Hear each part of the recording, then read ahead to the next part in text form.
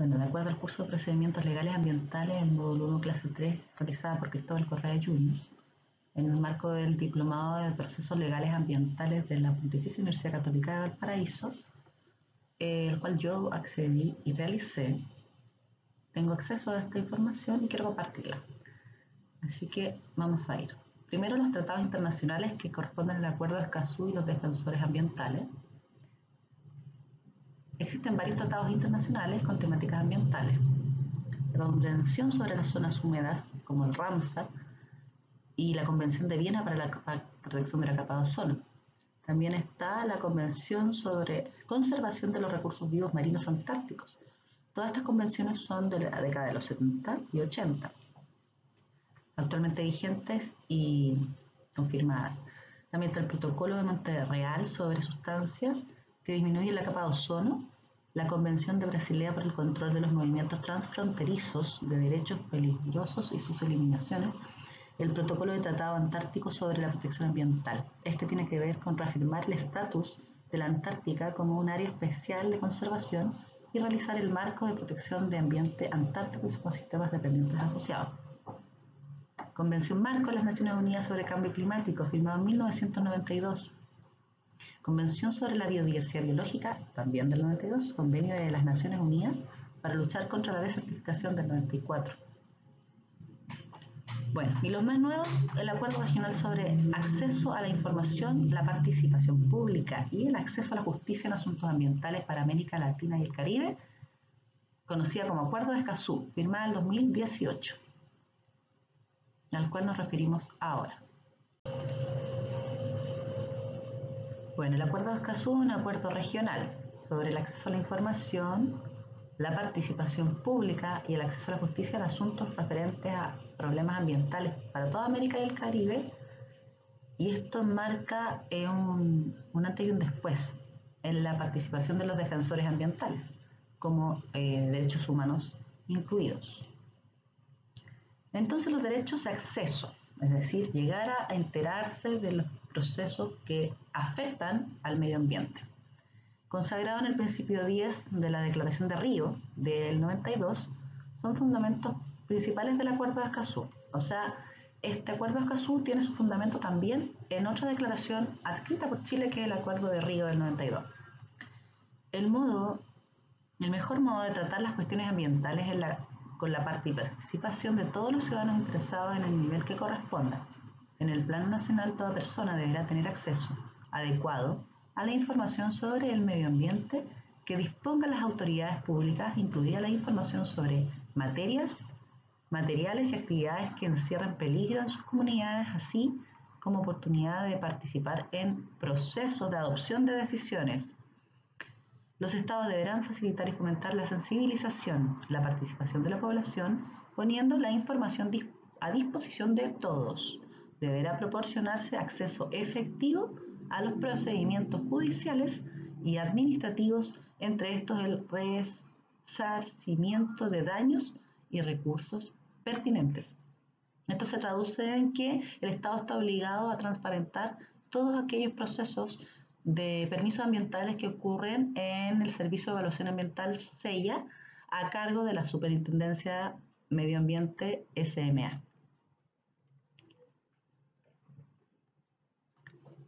El Acuerdo de Escazú, por tanto, tiene tres aristas principales que corresponden, como ya lo venimos diciendo, primero, al acceso a la información. Toda persona deberá tener acceso adecuado a la información sobre el medio ambiente que dispongan las autoridades públicas, incluida la información sobre materias y actividades que ofrecen peligro a las comunidades. Materiales. Disculpen. Esta información tiene que estar asequible. No basta con que esté solo en plataformas online, sino que también tiene que ser difusión masiva a través de medios de comunicación populares como radio y televisión. Acceso. Llegar a participación. Esto es clave. El involucramiento activo de la ciudadanía en los procesos de toma de decisiones públicas que tienen repercusión en sus vidas.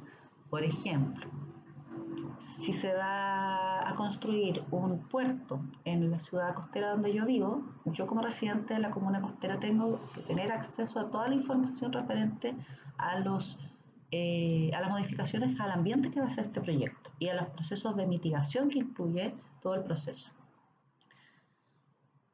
Y no solo la información, sino como ciudadano directamente involucrado en el territorio donde va a ser afectado el medio ambiente, tengo el derecho a tomar parte de la toma de decisiones. Es decir, al menos que yo pueda acceder a dar mi opinión de qué me parece el proyecto y cómo me podría yo sentir vulnerada o afectada.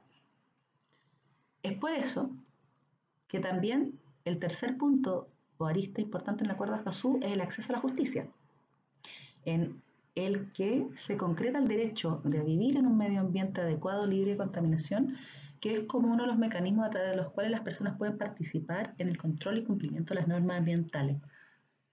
Gracias al acceso a la justicia y al Acuerdo de Escazú, el ciudadano cumple un rol fundamental en la fiscalización de las normas.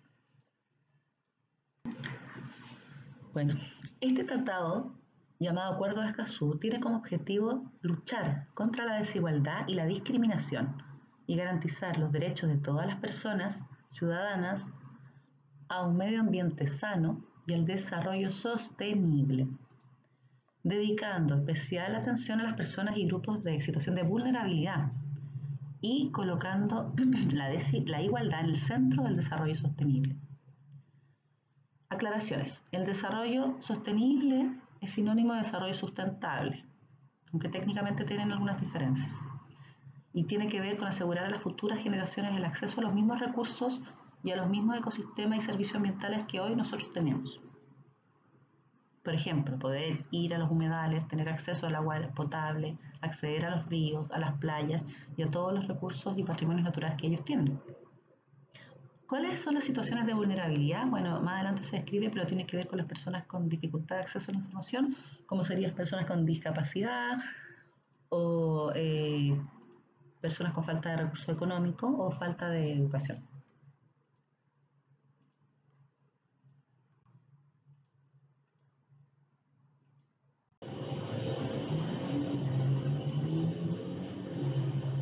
Bueno, en el mismo curso, uno de los cuartos criterios importantes dentro de Acuerdos Escazú son las defensoras y defensores ambientales.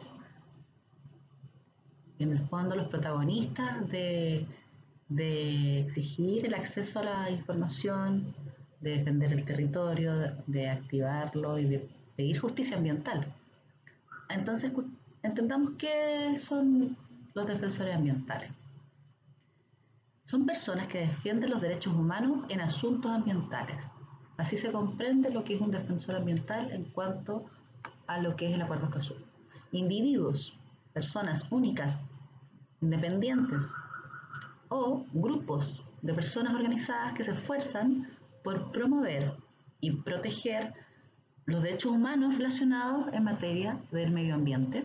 Sus orígenes son diversos y trabajan de diferentes maneras. Algunos son abogados, periodistas, biólogos, profesores, pero muchos son personas no ligadas directamente al área profesional o al área ambiental, sino personas comunes y corrientes que viven aledañas, remotas, en áreas rurales, montañas, y que tal vez ni siquiera sean conscientes de que están actuando como defensores ambientales en procura de respetar los derechos humanos.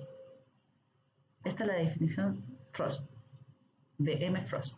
Ahora bien, el avance del extractivismo, es decir, la explotación de los recursos naturales de forma desmedida para la capitalización de los privados, entendamos eso como extractivismo, en la región, hablamos de toda América, ha significado consecuentemente un mayor riesgo para los derechos de las personas defensoras de los derechos humanos. Ser defensor de la naturaleza es una de las actividades más riesgosas actualmente. Así lo señala el informe Global Witness, una década de resistencia del 2022, que advierte el aumento de los asesinatos a personas defensoras de la tierra y el medio ambiente, dentro de los cuales más de 3/4 partes, o sea, más del 75%, se localizan en América Latina y la mayoría en el sector referente a la industria minera. O sea, personas en el territorio donde se genera la megaminería extractivista. Estas personas defensoras de los derechos humanos en asuntos ambientales, como definiremos aquellos que son defensores ambientales, actúan frente a diferentes amenazas. Primero, están amenazados por la deslegitimación, es decir, son criticados, son ninguneados, son despreciados en cuanto a sus opiniones de sus derechos como ciudadanos a defender el medio ambiente. También han recibido, hay registros de amenazas directas, verbales o indirectas a través de redes sociales. Persecución, casos de hostigamiento y persecución y acecho. Revelación de datos personales, criminalización y hostigamiento en general. Estas amenazas se dan en espacios tanto públicos como privados, en el mundo convencional y en el digital. En este último se acrecienta debido a la posibilidad del anonimato y a la falta de regulaciones normativas. Las mujeres defensoras somos esencialmente amenazadas en lo público, dentro de sus organizaciones o en la esfera de lo privado. Por lo tanto, las mujeres son parte de la categoría de personas vulnerables.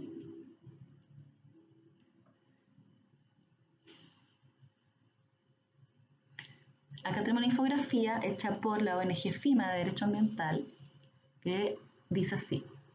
En el primer afiche, el de color verde, dice: para su memoria de título, el estudiante de periodismo Michael Liberer investigó las posibles responsabilidades de la minería en sectores rurales. Y un día recibió una llamada de amenaza. Estás vigilado, te tienes que ir. Este no fue un hecho aislado. Los y las defensoras ambientales están en peligro, necesitamos garantías de protección. Es caso ahora.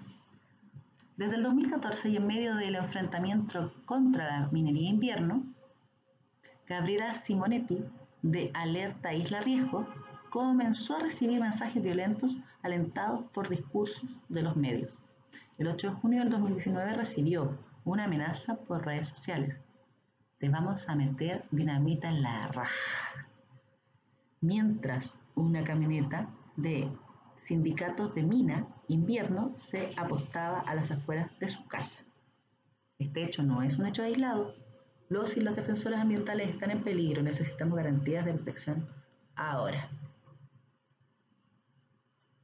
Otros casos. Marcela Nieto, enfermera, especialista en tecnología y activista medioambiental en Quintero, se ha preocupado de difundir los impactos en la salud de vivir en una denominada zona de sacrificio. Desde el 2 de julio comenzó a recibir llamadas telefónicas para hostigarla con improperios, garabatos e insultos, incluyendo una amenaza de muerte. El 13 de febrero apareció un rayado en un muro del Comité de Agua Potable Rural en Cabildo, Petorca. Muerte. La amenaza, el anuncio decía: déjate de huevear por el agua. La amenaza era contra Verónica Vilches, dirigente del agua de Modatima. Este hecho se replicó durante junio y el 11 de julio desconocidos incendiaron su auto. Verónica recibió diferentes tipos de amenazas.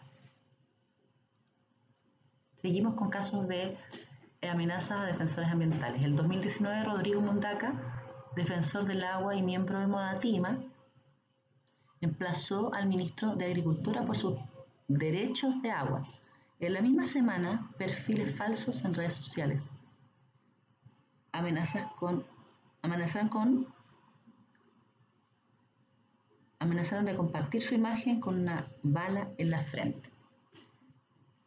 O sea, una amenaza de muerte, ¿verdad? Otro caso es de Cata Alonso junto a las mujeres de zona de sacrificio de Quintero y Puchuncaví, en Resistencia. Lleva años enfrentando la contaminación provocada por el complejo industrial Ventanas, un complejo industrial emplazado en medio de una zona urbana cerca de colegios, que lamentablemente no se ha podido cambiar la situación por falta de voluntad política. Te vamos a quemar la casa, le gritaron, se detuvieron fuera de su casa y la amenazaron desde un auto. Esos casos nadie los conoce, pero han ocurrido recientemente y hay casos un poco más difundidos y muy lamentables que han llegado al extremo, como el caso de la negra, que la mataron. Esta mujer, madre de hijos pequeños del sur de Chile, una mujer ciudadana cualquiera, dueña de casa, amante de los animales, fue encontrada ahorcada en su casa. y es muy probable que haya sido provocado un asesino. ¿Qué pasó con Alejandro Castro? Alejandro, un dirigente pesquero artesanal de la quinta región, también apareció muerto. Fue uno de los primeros, creo yo, incluso defensores ambientales eh, directamente eliminados. Los defensores de los derechos humanos en asuntos ambientales, hay una definición. Cada parte garantizará un entorno seguro y propicio, en el que las personas y grupos y organizaciones que promueven y defienden los derechos humanos en asuntos ambientales pueden actuar sin amenazas, restricciones o inseguridades.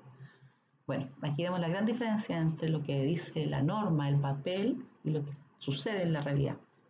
Después también la norma dice, cada parte tomará las medidas adecuadas y efectivas para reconocer, proteger, promover todos los derechos de las defensoras y los derechos humanos en asuntos ambientales, incluidos su derecho a la vida, integridad personal, libertad de opinión, aunque les moleste, y expresión, derechos de reunión y asociaciones pacíficas, derecho a circular libremente, así como su capacidad de ejercer los derechos de acceso teniendo en cuenta las obligaciones internacionales de dicha parte en el ámbito de los derechos humanos, sus principales construcciones y elementos básicos del sistema jurídico. Cada parte tomará medidas apropiadas, efectivas y oportunas para prevenir, investigar, sancionar ataques, amenazas, intimidaciones que los defensores de los derechos humanos en asuntos ambientales puedan sufrir en el ejercicio de los derechos comprometidos en el presente acuerdo. Entiendo yo con esto que todos los defensores ambientales hostigados tendrían que tener un proceso judicial de investigación a su favor y una acción en contra de su resguardo. Bueno, esta ha sido la presentación. Gracias a Cristóbal Correa Yunus, que nos facilitó.